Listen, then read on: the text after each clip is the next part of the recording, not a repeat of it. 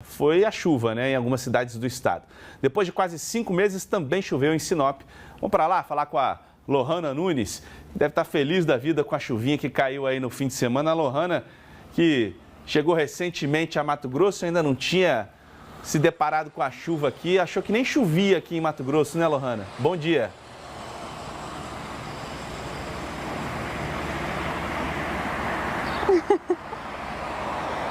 É isso mesmo, tô feliz demais, viu, Gonzaga? Bom dia pra você, bom dia a você que nos assiste. Eu que vim da Bahia morar aqui em Mato Grosso, não tinha visto uma gota cair do céu e participei aí desse evento do fim de semana, mas não só fui eu que fiquei feliz não, vários moradores registraram muito felizes aí esse evento da chuva, mandaram os vídeos para nossa equipe, né, desse registro.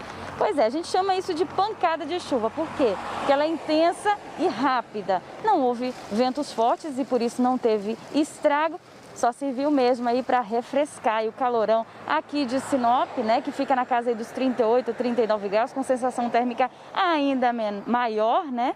19 milímetros de chuva foram registrados.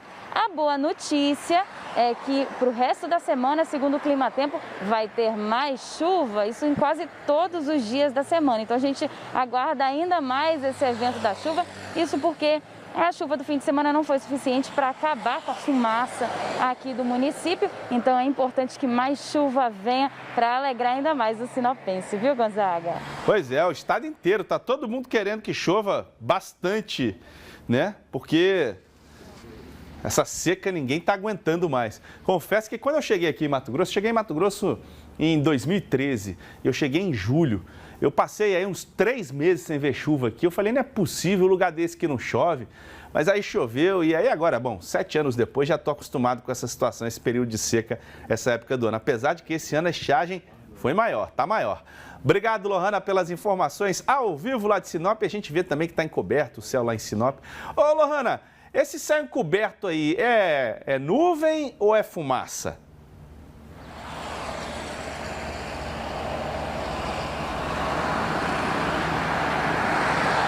É fumaça, Gonzaga, infelizmente, muita fumaça. Tem uma certa nubulosidade que a gente consegue perceber acima da fumaça, mas ela predomina com certeza aqui no céu de Sinop.